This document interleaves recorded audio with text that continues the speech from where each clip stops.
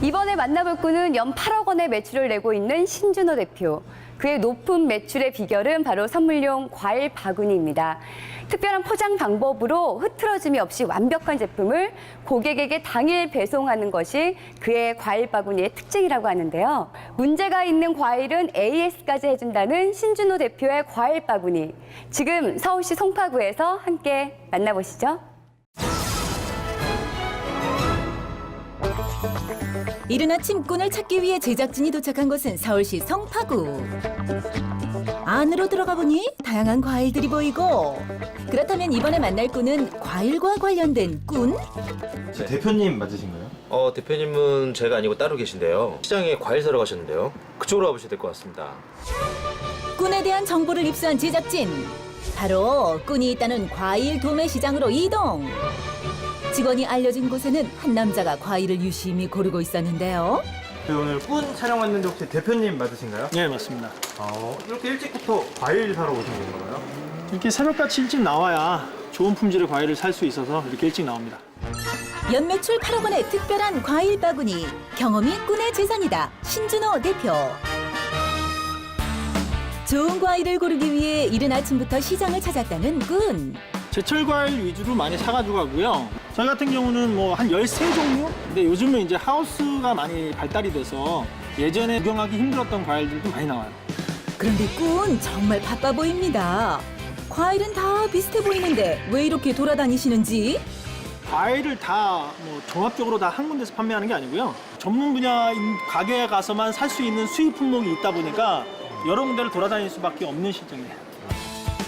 바삐 움직이던 꾼이 또 한 가게를 들렀습니다.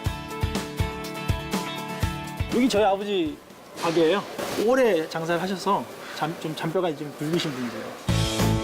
철없던 시절 아버지를 돕기 싫어하던 꾼이었지만 지금의 사업을 할 수 있었던 건 그때의 경험 덕분이었다는데요. 어렸을 때부터 과일을 아버지 때문에 많이 접했어요. 그러다 보니까 이걸로 한번 사업을 해보면 어떨까 해서 한번 시작을 하게 된 거죠. 아버지의 가게를 마지막으로 다시 매장으로 돌아온 꾼. 이번엔 사온 과일들을 정리하기 시작하는데, 어떤 과일은 신문지에, 또 어떤 과일은 상자째 비닐봉지에, 또 다른 과일들은 낱개로 하나하나 포장하기 시작합니다. 과일마다 다 특색이 있어서 어떤 과일은 종이 같은 걸로 이렇게 말아서 보관을 해야 되는 게 있고, 어떤 과일은 이렇게 비닐로 밀봉을 해서 보관해 줘야 되는 경우가 있어요. 정리된 과일들은 냉장고에 보관해 주는데요.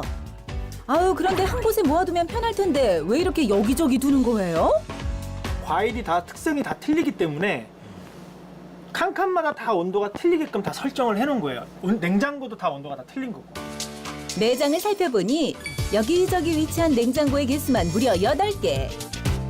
예전에는 여기 가락시장하고 가까웠던 사무실이 아니고 좀 멀었어요.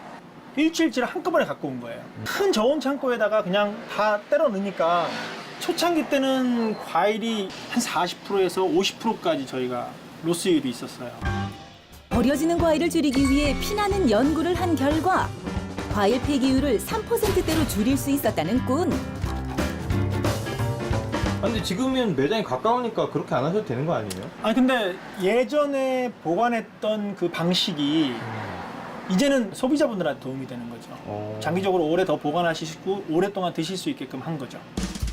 과일 정리로 정신없던 시간이 얼마 지나지도 않았는데 꾼은 바쁘게 또 뭔가를 챙깁니다. 그런 그의 손에 들린 건 바구니? 이거 바구니 아니에요, 이거? 이 바구니가 과일만큼 중요한 저희 사업 아이템이에요. 사실 꾼의 매장은 과일 바구니를 전문으로 취급하는 곳이라는데요. 꾼이 사용하는 바구니는 인테리어 소품으로 사용될 정도로 고급스럽고 실용적인 제품들로 그 품질부터 남다르다고 합니다. 원래는 일반적으로 이런 바구니는 사용을 하지 않고요. 제가 받았을 때도 좋을 것 같은 느낌으로 이 바구니를 선택을 한 거죠. 저희 고객분들 중에서는 이 바구니 때문에 주문을 하시는 분들이 더 많으세요. 어떻게 보면 운이 참 좋았다고 볼 수 있죠. 운이 좋았다고 겸손하게 말하는 꾼이지만 그의 노력은 과일 바구니의 포장 방법에서도 엿볼 수 있었는데요. 그 방법이 얼마나 획기적인지 제작진과의 대결을 통해 직접 확인해봤습니다.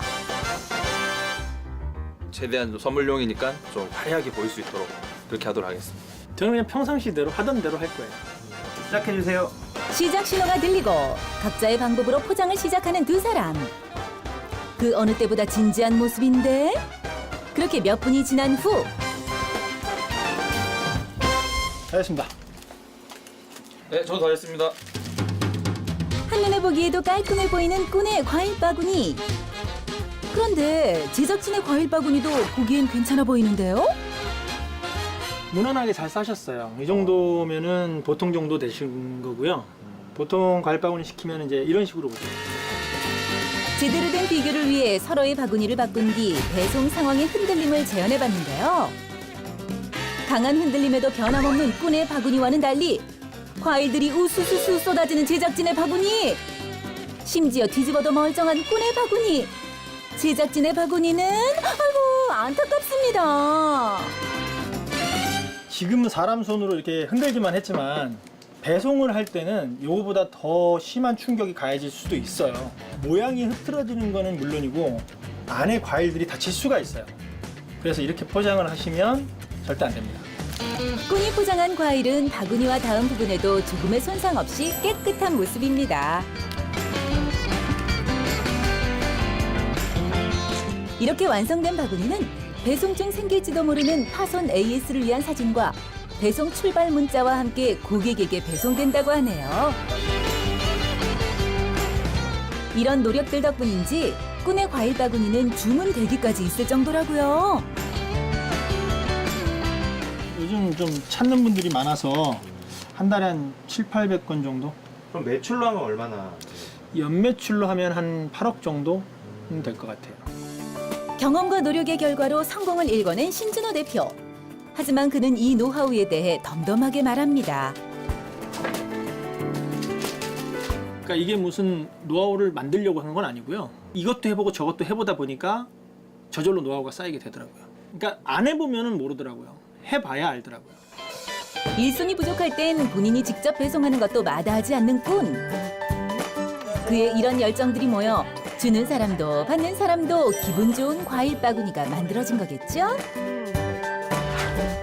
모든 배송을 마친 늦은 오후 매장 안으로 손님들이 들어오시더니 익숙한 듯 자연스럽게 자리에 앉아 과일을 깎아 드시는데 지나가다 이렇게 질르시는 거예요, 그냥? 네, 그냥 들리세요. 하다가 배고프면 먹고도 가고 저희 커피값보다 이게 더 싸요. 학원을 마치고 온 꾼의 딸까지 자리에 합류하니 영락없는 동네 과일 사랑방이네요.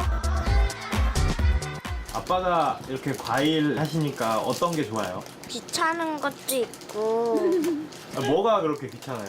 아빠가 일요일이랑 토요일마다 맨날 배송 과일 바구니 싸고 데리고 다니는 게 진짜 지루해요. 아니 근데 대표님도 어릴 때 과일 그게 또 악순환인 것 같아요. 싫어하셨잖아요. 아, 정말 싫어했어요, 과일. 그럼 나중에 이런 과일 관련된 일 하고 싶다 그러면 어떡해요? 자기가 하고 싶다 그러면은 저는 반대하지는 않아요. 저희 아버지를 이어서 제가 이걸 하는 거고 또 저를 이어서 제 딸이 할 수 있다 그러면은 저는 기분 좋겠죠.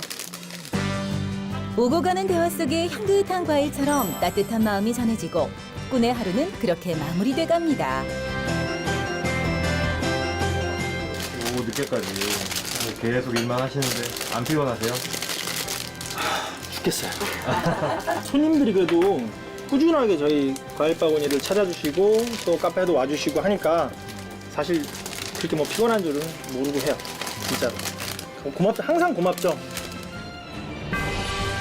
경험과 노력들이 만들어낸 꾼의 과일 바구니. 앞으로도 많은 사람들의 마음을 담아 전해주길 기대합니다.